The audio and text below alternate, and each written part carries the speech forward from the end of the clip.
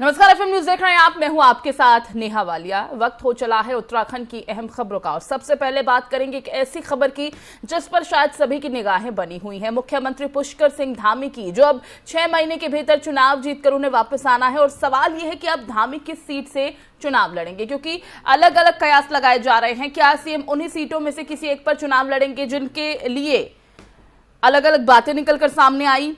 फिलहाल सूत्रों के हवाले से खबर है कि मुख्यमंत्री पुष्कर सिंह धामी पिथौरागढ़ जिले की डीडीहाट या चंपावत सीट से उपचुनाव लड़ सकते हैं। पार्टी नेता ये दोनों सीटें उनके लिए मुफीद मानकर चल रहे हैं। हालांकि कपकोट और लालकुआ सीट से भी उनके चुनाव लड़ने की संभावना जताई जा रही है। चुनाव परिणाम आने के बाद धामी को मुख्यमंत्री बनाने के लिए बीजेपी के 5 नवनिर्वाचित विधायकों ने सीट छोड़ने का भी ऐलान किया था। और इसी बीच अब सूत्रों के हवाले से खबर है कि वो चंपावत से चुनाव लड़ सकते हैं। इसमें बीजेपी के चंपावत विधायक कैलाश गैतोड़ी, लालकुआ विधायक डॉक्टर मोहन सिंह बिष्ट, जागेश्वर विधायक मोहन सिंह मेहरा, रुड़की के विधायक प्रदीप बत्रा और कपकोट से सुरेश गड़िया ने सीट छोड़ने की पेशकश की है। बीजेपी विधायकों के अलावा खानपुर के निर्दलीय विधायक उमेश कुमार ने भी धामी के लिए सशर्त अपनी सीट छोड़ने का ऐलान किया है।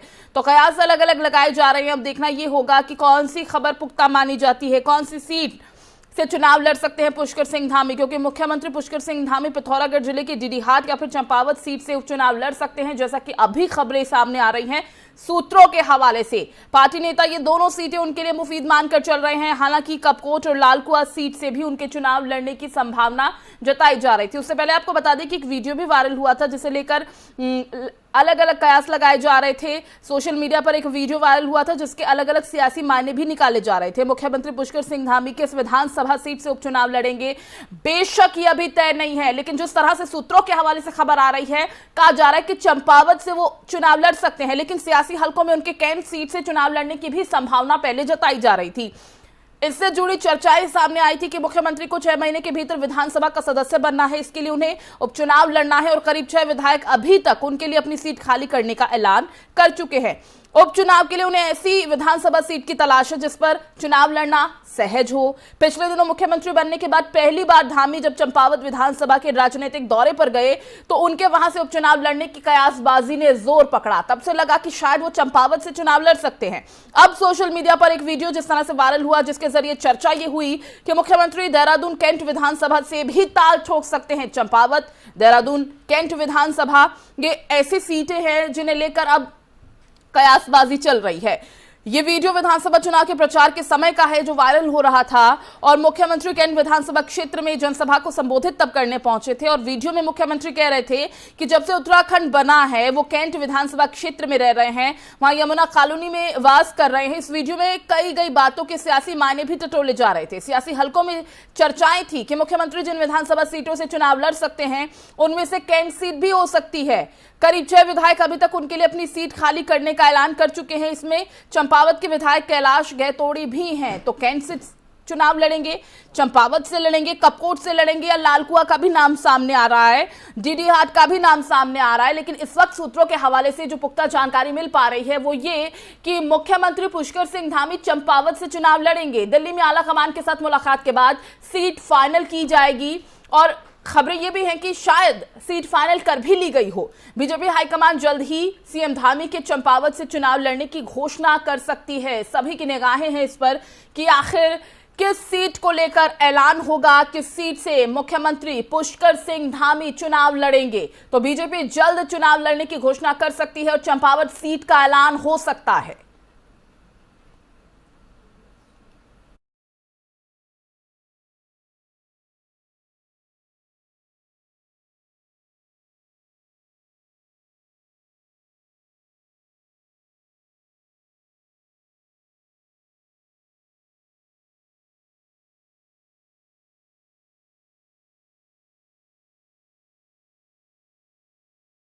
बढ़ते आगे, हरिद्वार जिले के भगवानपुर क्षेत्र के गांव में शनिवार देर रात ग्रामीणों द्वारा निकाली जा रही हनुमान जयंती की शोभा यात्रा पर कुछ अज्ञात लोगों ने पथराव कर दिया, जिसके बाद माहौल तनावपूर्ण हो गया। तनाव की सूचना पर जिलाधिकारी और एसएसपी तत्काल मौके पर पहुंचे। आसपास के कई थानों की फोर्स के साथ पीएसी को भी मौके पर बुलाकर स्थिति को काबू किया गया। घटना में 4 लोग घायल हुए। एसपी देहात प्रमेंद्र सिंह डोभाल ने बताया कि मामले में 6 लोगों को गिरफ्तार किया जा चुका है। साथ ही आगजनी करने वाले लोगों को भी चिन्हित किया जा रहा है।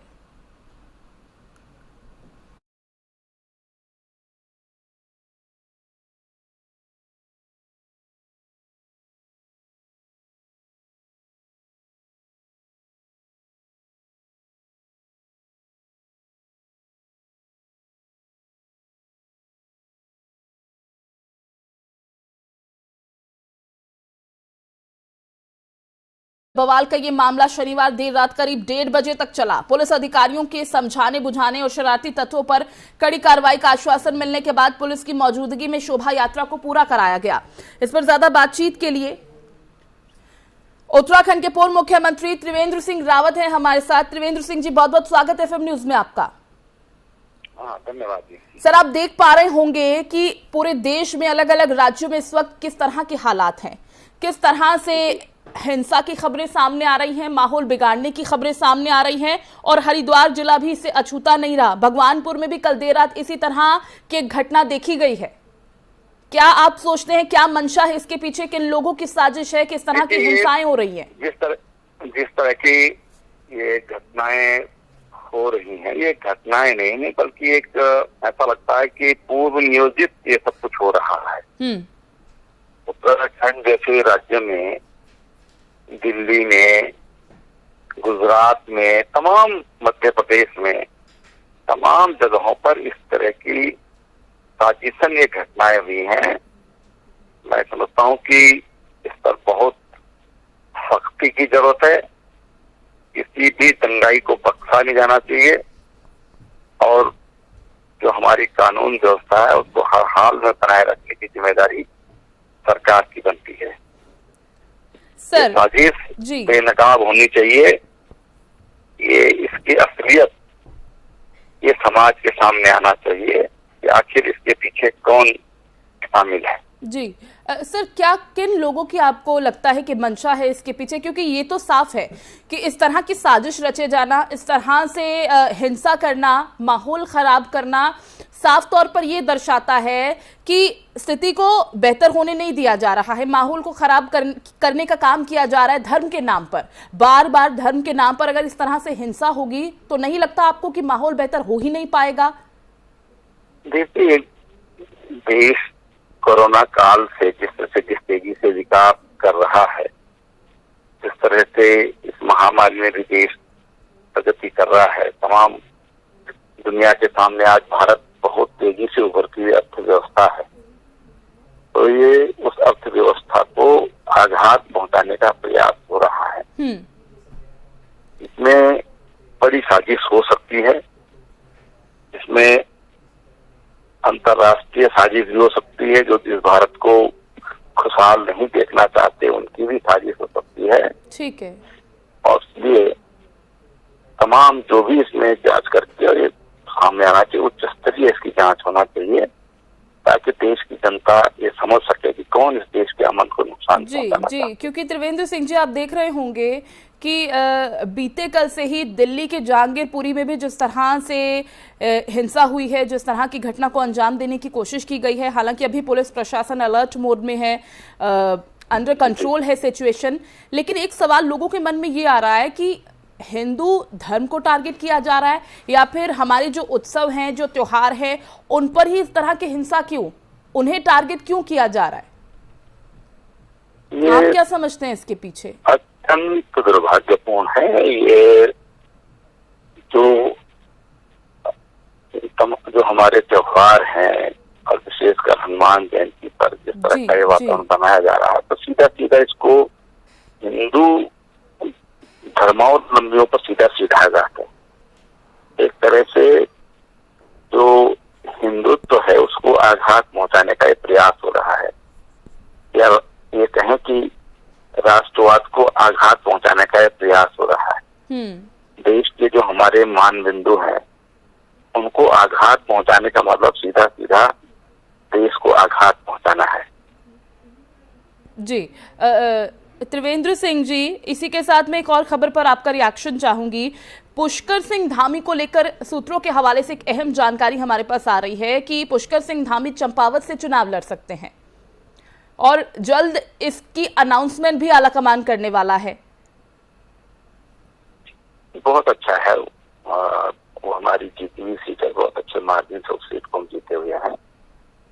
मैं सोचता हूँ कि मुख्यमंत्री को जहाँ से भी उनकी इच्छा होगी उनको वहाँ पे चुनाव लड़ा जाना चाहिए। क्योंकि अलग अलग सीट्स, उनका एक वीडियो भी वायरल हुआ था जब वो कैंट गए थे, उनकी बातों के जरिए लोगों ने कयास लगाया कि शायद वो कैंट से चुनाव लड़ सकते हैं। उस प्रोग्राम में मैं भी था जी। और उन्होंने कहा था कि विधानसभा में पिछले 22-23 सालों से मैं भी रह रहा हूँ जी। तो ये बात सही है कि वो वहाँ रहते हैं और अगर वो देहरादून कैंट से भी लड़ते हैं तो उसमें किसी को क्या दिक्कत है। जी जी। वो कहीं से भी चुनाव लड़े, मुख्यमंत्री हैं, प्रदेश के मुखिया हैं। ठीक है सर, मतलब हम यही जानकारी आपसे चाहेंगे क्योंकि जिस तरह से अलग अलग सीटों का जिक्र हो रहा है, कैंट का बहुत ज्यादा जिक्र हो रहा है, लालकुआ पे भी बात हो रही है, लेकिन फिलहाल अश्योरिटी के तौर पर हम किसे देखें? क्या चंपावत से वाकई अनाउंसमेंट जल्द होने वाली है कि वो चंपावत से चुनाव लड़ेंगे इस बार? बहुत अच्छा है, मैंने कहा जहाँ से मुख्यमंत्री को उपयुक्त लगता है वहाँ से लड़ना चाहिए जी, और जहाँ से लड़ेंगे वहाँ से जीतेंगे। जी चलिए सर, बहुत बहुत शुक्रिया आपका हमारे साथ जुड़ने के लिए, अपना समय देने के लिए और बातचीत करने के लिए। तो अब देखना ये होगा कि आखिर कंफर्म कौन सी सीट होती है, कहां से पुष्कर सिंह धामी चुनाव लड़ते हैं। और दूसरी तरफ इस खबर पर भी उत्तराखंड के पूर्व मुख्यमंत्री त्रिवेंद्र सिंह रावत हमारे साथ जुड़े। जिस तरह से ये विवाद हुआ है और जिस तरह से हरिद्वार में हमने देखा कि किस तरह से भगवानपुर में ये दृश्य आप देख रहे हैं, जो आप टीवी स्क्रीन पर इस वक्त विजुअल्स देख रहे हैं, उस दौरान के हैं। इस तरह की जब हिंसाएं हो रही हैं और हिंसा की ये घटनाएं जब सामने आती हैं तो एक डर का माहौल भी पैदा होता है और कहीं ना कहीं लोगों में इस तरह की अब आशंका बढ़ने लगी है कि आखिर जो ये हिंदुओं के त्योहार हैं उन्हें टारगेट क्यों किया जा रहा है। इस तरह की शोभा यात्रा में भजन बंद कर दिए गए, उसे लेकर विवाद हुआ और विवाद फिर काफी ज्यादा बढ़ गया, जिसके बाद पुलिस ने मामले में 6 लोगों को गिरफ्तार किया।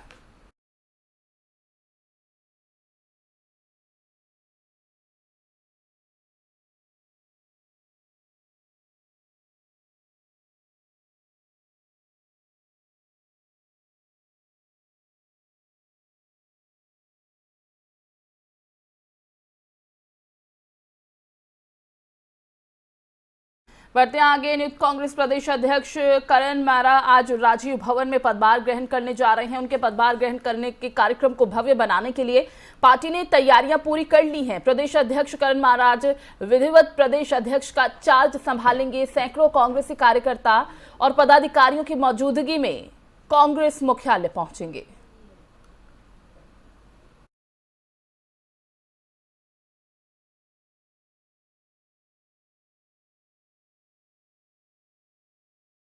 उत्तराखंड विधानसभा चुनाव 2022 के दौरान बीजेपी नेताओं और कार्यकर्ताओं पर लगे भीतरघात के आरोपों की रिपोर्ट अनुशासन समिति के पास पहुंच गई है।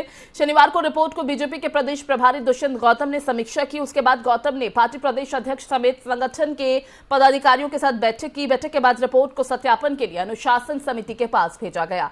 माना जा रहा है कि बीजेपी बड़ी कार्रवाई कर सकती है। बीजेपी प्रदेश प्रभारी दुष्यंत गौतम ने बताया कि विधानसभा चुनाव 2022 के दौरान कई विधानसभाओं में अनुशासनहीनता के मामले सामने आए हैं। इसकी रिपोर्ट तैयार हो गई है। रिपोर्ट की समीक्षा करने के बाद अनुशासन समिति को सत्यापन के लिए भेजा गया है। 1 सप्ताह के अंदर सत्यापन के बाद आगे की कार्रवाई पर विचार विमर्श किया जाएगा।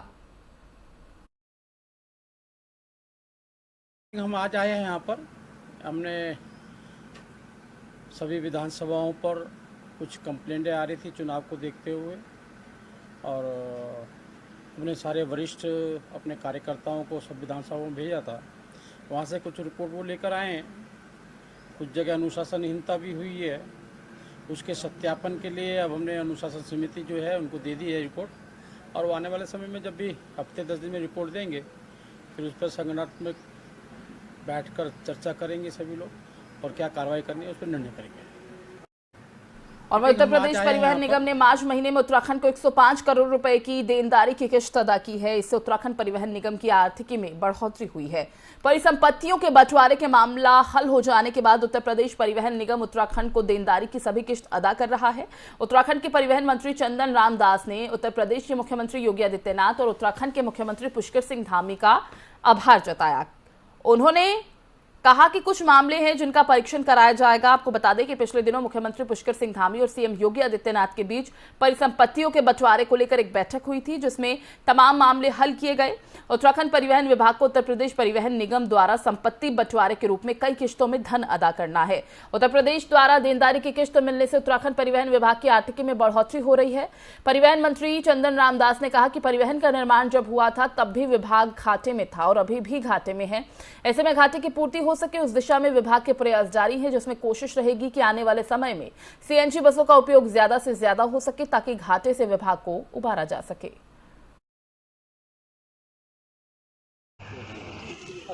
देखिए, मेरे पास परिवहन जैसा महत्वपूर्ण मंत्रालय है और रोडवेज एक मुख्य सेक्टर है, मगर जो रोडवेज का मैंने अभी आकलन किया विभागों का, रोडवेज बहुत घाटे में चल रहा है, क्योंकि जो उत्तराखंड परिवहन निगम बना वो घाटे से बना, मगर 2 साल से जो कोरोना का जो मार आई है उससे परिवहन सेक्टर बहुत ज़्यादा प्रभावित हुआ है।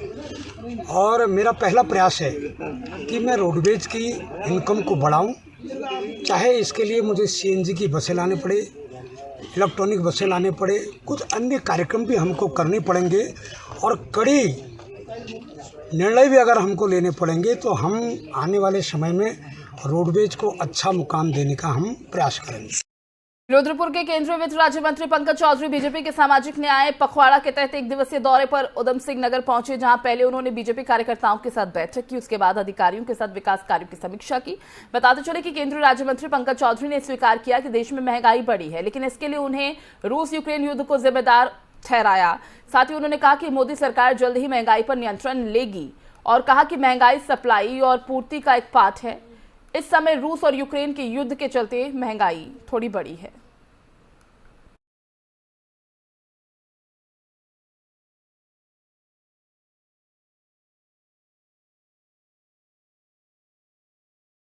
उत्तराखंड में चारधाम यात्रा को ध्यान में रखते हुए उत्तराखंड पुलिस एक नया प्रयोग करने जा रही है, जिसके तहत उत्तराखंड के 100 पुलिसकर्मियों को टूरिस्ट पुलिस बनाया जाएगा। बताते चलें कि ये सभी पुलिसकर्मी आगामी चारधाम यात्रा को में देश विदेश से आने वाले तीर्थयात्रियों और पर्यटकों के लिए एक गाइड की भूमिका में नजर आएंगे और साथ ही पुलिसकर्मी यात्रियों और पर्यटकों को उत्तराखंड के अनछुए पर्यटक स्थल और धार्मिक स्थल के दर्शन करवाएंगे। वहीं उत्तराखंड पुलिस महानिदेशक अशोक कुमार का कहना है कि पुलिस विभाग का ये प्रयोग आने वाले समय में मील का पत्थर साबित होगा, क्योंकि उत्तराखंड में बहुतायत संख्या में ऐसे काफी धार्मिक और पर्यटक स्थल हैं।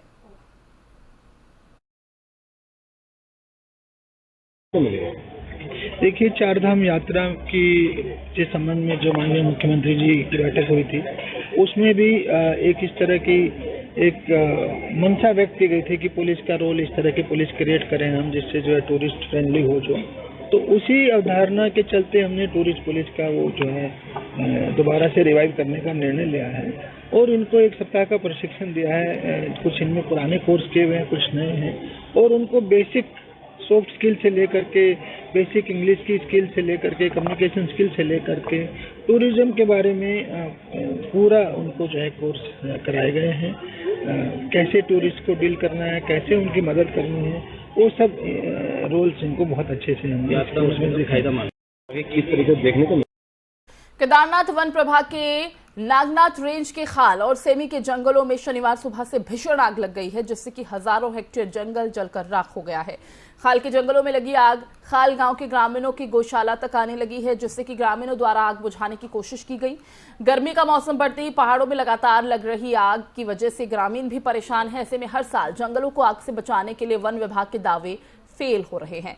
हर साल जंगलों में आग लगने से हजारों हेक्टेयर जंगल जलकर राख हो जाते हैं। नागनाथ रेंज के वन क्षेत्र अधिकारी प्रदीप गौड़ ने बताया कि आग बुझाने के लिए 16 लोगों की टीम बनाकर अलग अलग जगहों पर भेज दी गई।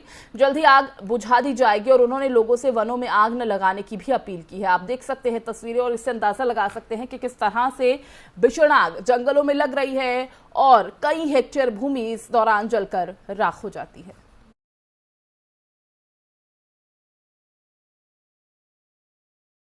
प्रदेश सरकार के लाख दावों के बावजूद सरकारी विभागों में रिश्वतखोरी का खेल रुकने का नाम नहीं ले रहा है। देहरादून से आई विजिलेंस विभाग की विशेष टीम ने शनिवार दोपहर कनखल क्षेत्र के एक बिजली घर पर छापेमारी कर एक अधिकारी को 20,000 की रिश्वत लेते रंगे हाथ गिरफ्तार किया। बताया जा रहा है कि रिश्वत मांगने की शिकायत बीजेपी पार्षद ने की थी। टीम ने फिलहाल रिश्वतखोर अधिकारी को हिरासत में लेकर पूछताछ शुरू कर दी है। आरोपी एसडीओ के 8 घंटे बाद भी विजिलेंस टीम देहरादून नहीं लेकर गई। ऐसे में गुस्साए विद्युत कर्मियों ने रात करीब 8:30 बजे बिजली घर के बाहर जमकर हंगामा किया। कर्मचारियों का कहना है कि अगर एसडीओ को पकड़ा गया तो उसे तत्काल गिरफ्तार कर अपने साथ देहरादून ले जाना चाहिए था, लेकिन विजिलेंस टीम उन्हें कार्यालय में बिठाकर दोपहर से ही उनका उत्पीड़न कर रही है।